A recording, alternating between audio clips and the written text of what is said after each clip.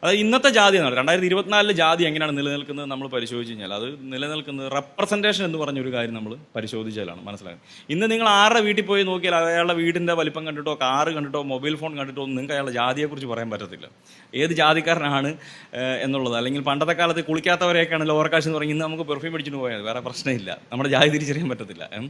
അപ്പോൾ ആ രീതിക്കായി പോയി കാര്യങ്ങൾ. അപ്പം നമ്മൾ ഇന്ന് ഉപയോഗിക്കുന്ന ഒരു ടൂൾ എന്ന് പറഞ്ഞു കഴിഞ്ഞാൽ അല്ലെങ്കിൽ ഇന്നത്തെ ജാതിയെക്കുറിച്ച് നമ്മൾ മനസ്സിലാക്കുന്നത് പ്രധാനമായിട്ട് റെപ്രസെൻറ്റേഷൻ എന്ന് പറഞ്ഞൊരു ചോദ്യത്തെ മുൻനിർത്തിക്കൊണ്ട് തന്നെയാണ്. ആരൊക്കെ ഏതൊക്കെ സ്ഥാനങ്ങളിലാണ് കീ പൊസിഷനിൽ ഇരിക്കുന്നത് എന്നുള്ളൊരു ചോദ്യമാണ് നമ്മൾ അന്വേഷിക്കുന്നത്. അപ്പോൾ അങ്ങനെ അന്വേഷിക്കുമ്പോൾ ഇന്നത്തെ ജാതി എന്താണ്, കേരള സംസ്ഥാനത്തിൻ്റെ ഇന്നത്തെ ജാതിയെക്കുറിച്ച് നമ്മൾ നോക്കുമ്പോൾ നമ്മൾ ഒന്നാമത് ചോദിക്കുന്ന ചോദ്യം കേരളത്തിൻ്റെ ഭരണവർഗത്തെ നമ്മൾ പരിശോധിക്കുന്നു. ആരൊക്കെയാണ് ഭരിക്കുന്നത് എന്നുള്ളൊരു കാര്യം അന്വേഷിക്കുമ്പോൾ വളരെ കൃത്യമായിട്ട് നമുക്ക് ജാതിയെ കിട്ടും. നമ്മൾ നോക്കുമ്പോൾ കേരള സംസ്ഥാനം രൂപം കൊണ്ടൊരു 10-60 വർഷമേ ഉള്ളൂ, 60-65 വർഷമാണ് ആയിരിക്കുന്നത്. അപ്പോൾ ഈ 60 വയസ്സ് പ്രായമുള്ള കേരളത്തിൽ 30 വർഷം മുഖ്യമന്ത്രിയായിരുന്ന നായർ വിഭാഗത്തിൽപ്പെട്ട ആളുകളാണ് 30 വർഷം കേരളത്തിൽ മുഖ്യമന്ത്രിയായിരുന്നത്. അപ്പോൾ ഇനി ആ മന്ത്രിമാരുടെ നമ്മൾ ജാതി തിരിച്ചുള്ളത് പരിശോധിക്കും. സമീപ സമയത്താണ് ഇത്തരത്തിലുള്ള ജാതി തിരിച്ചുള്ള MLA-മാരുടെ MP-മാരുടെയൊക്കെ ലിസ്റ്റ് വെളിയിലൊക്കെ ആളുകൾ വിടാൻ തുടങ്ങിയത്. ഔദ്യോഗികമായിട്ട് വിടുന്നതല്ല, പല NGO-കളും അതുപോലെ മറ്റു പല മുതിർന്ന സാമൂഹ്യശാസ്ത്ര ഗവേഷണമൊക്കെ നടന്ന ആളുകളൊക്കെയാണ് ഇത്തരത്തിലുള്ളൊരു സർവേ നടത്തിയൊക്കെ പഠനങ്ങൾ വെളിവിടും.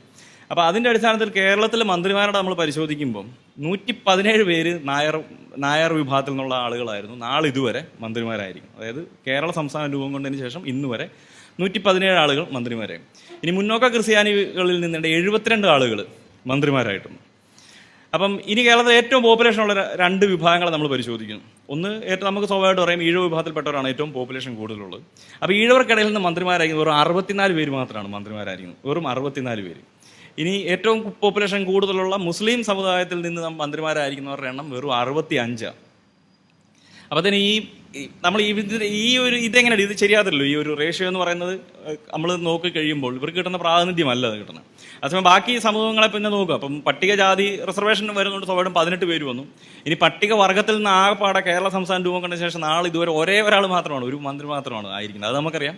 ഉമ്മൻചാണ്ടി സർക്കാരിൻ്റെ സമയത്ത് ഒരു ഗതിയുമില്ല, ഒരു സ്ത്രീ മന്ത്രിയാകണം എന്നുള്ള ഒറ്റ കാരണത്താൽ ഒരാളെ പിടിച്ച് അത് പട്ടിക വർഗ വിഭാഗത്തിലായതുകൊണ്ട് മാത്രം മന്ത്രിയായിരിക്കണം. അപ്പം പിന്നെ അതുപോലെ തന്നെ ദളിത് ക്രൈസ്തവരെ സംബന്ധിച്ചുള്ളൊരു കാര്യം പരിശോധിക്കുമ്പോൾ നമ്മൾ കാണുന്നത് ഈ പ്രാതിനിധ്യം MLA-മാരെ സംബന്ധിച്ചുള്ളൊരു ചോദ്യങ്ങൾ മുന്നോട്ട് വെക്കുന്ന സാഹചര്യത്തിലാണ് നമ്മൾ കാണുന്നത്. 1960-64 പി ചാക്കോ എന്ന് പറയുന്ന ഒരു MLA തിരുവല്ല മണ്ഡലത്തിൽ നിന്ന് വിജയിച്ചു വരുന്നുണ്ട്. അപ്പോൾ അദ്ദേഹത്തിന് ശേഷം 64 ശേഷം ഈ 2024 വരെ ഒറ്റൊരാൾ പോലും ദളിത് ക്രൈസ്തവ വിഭാഗത്തിൽ നിന്ന് MLA-മാരായിട്ട് വന്നിട്ടില്ല. അപ്പോൾ ഇത്തരത്തിൽ നിരവധി സമുദായങ്ങൾ വരുന്നുണ്ട്. പിന്നോക്ക വിഭാഗത്തിൽ ഉൾപ്പെട്ടിരിക്കുന്ന നിരവധി സമൂഹങ്ങൾ നമ്മൾ ഈ സർക്കാർ തന്നെ മറ്റു പിന്നോക്ക വിഭാഗം എന്ന് തിരിച്ചിട്ടിരിക്കുന്ന ആളുകളുടെ ഒരു അവസ്ഥയും വളരെ മോശമായിട്ടുള്ളൊരു സാഹചര്യം തന്നെയാണ്. അപ്പോൾ അവരെ സംബന്ധിച്ചുള്ളൊരു കാര്യം, അവരുടെ പ്രാതിനിധ്യമൊക്കെ നമ്മൾ പരിശോധിച്ച് നമ്മൾ ഞെട്ടിപ്പോകും. അതായത് ജനസംഖ്യയിൽ ഏറ്റവും കൂടുതലുള്ള ആളുകൾക്ക് കിട്ടുന്ന പ്രാതിനിധ്യം വളരെ കുറവാണ് എന്നുള്ളതാണ് നമ്മൾ തിരിച്ചത്. അതുപോലെ തന്നെ സ്കൂളുകളുടെയും കോളേജുകളുടെയും കാര്യങ്ങൾ നമ്മൾ പരിശോധിച്ചാലും ഇതേ രീതിക്ക് തന്നെയാണ് കാര്യങ്ങൾ പോകുന്നത്. ഞങ്ങൾ ഈ സമീപ സമയത്ത് വേറെ എൻ്റെ ചില സുഹൃത്തുക്കളുണ്ട്. അപ്പോൾ ഞങ്ങൾ RTIകൾ വെക്കുകയും അങ്ങനെ ഈ കേരളത്തിലെ ക്രിസ്ത്യൻ മാനേജ്മെൻറ്റ് കോളേജുകളുടെ പ്രാതിനിധ്യം എന്താണ്, അധ്യാപക അനധ്യാപക തസ്തികകളുടെ പ്രാതിനിധ്യം പരിശോധിച്ചപ്പോഴും ഞെട്ടിക്കുന്ന ഒരു വിവരമാണ് കിട്ടിയത്. 40 ക്രിസ്ത്യൻ മാനേജ്മെൻറ്റ് കോളേജിൽ 1467 അധ്യാപകരാണ് മൊത്തം പഠിപ്പിക്കുന്നത്. 40 ക്രിസ്ത്യൻ മാനേജ്മെൻറ്റ് കോളേജിലായിട്ട് 1467 പേര് മൊത്തം പഠിപ്പിക്കുന്നു. അതിൽ 1122 ആളുകളും മുന്നോക്ക ക്രിസ്ത്യൻ വിഭാഗത്തിൽപ്പെട്ട ആളുകളാണ്. അപ്പം ഈ 40 കോളേജിൽ പഠിപ്പിക്കുന്ന പട്ടികവർഗ വിഭാഗത്തിൽപ്പെട്ട ആളുകളുടെ എണ്ണം 12 പേര് പഠിപ്പിക്കുന്നുണ്ട്. ഇതേ 40 കോളേജിൽ പഠിപ്പിക്കുന്ന ദളിത് ക്രൈസ്തവ അധ്യാപകർ എണ്ണം എന്ന് പറഞ്ഞാൽ വെറും 5 പേരാണ് ഉള്ളത്. അതിനേക്കാൾ കുറവ് വരുന്ന മുസ്ലിങ്ങളാണ്. മുസ്ലിങ്ങൾ ഈ 40 കോളേജിൽ പഠിപ്പിക്കുന്നത് വെറും 3 പേര് മാത്രമാണ് അധ്യാപകരായിട്ടുള്ളത്. അപ്പോൾ ഈ അധ്യാപകരുടെ കാര്യം നമ്മൾ വിട്ടിരിക്കുന്നതല്ല, അധ്യാപകരെ സംബന്ധിച്ച് നോക്കിക്കഴിയുമ്പോൾ ഇവർ പറയും ഫിസിക്സിലുണ്ടോ, മാത്തമാറ്റിക്സ് PhD ഉണ്ടോ, കെമിസ്ട്രി PhD ഉണ്ടോ എന്നൊക്കെ ചോദ്യങ്ങളൊക്കെ ചോദിച്ചിട്ടാണ് ഈ ദളിതരെയും മറ്റ് പിന്നോക്ക വിഭാഗത്തിൽപ്പെട്ട ആളുകളെയൊക്കെ ഇവർ ഒഴിവാക്കുന്നത്. അപ്പോൾ ഇതൊന്നും ഇല്ലാത്ത ഒരു തസ്തികകളാണല്ലോ നോൺ ടീച്ചിങ് പൊസിഷൻ എന്ന് പറയുന്ന തസ്തികകൾ. അപ്പോൾ അവിടുത്തെ ബേസിക് യോഗ്യത നമുക്കറിയാം, 7ാം ക്ലാസ് നോക്കുക, 10ാം ക്ലാസ് ജയിക്കുക, ഇത് രണ്ടുമാണ് ബേസിക് ആയിട്ടുള്ള യോഗ്യത. ഇതെല്ലാ മനുഷ്യർക്കും ഉള്ള ഒരു സാധനമാണ്.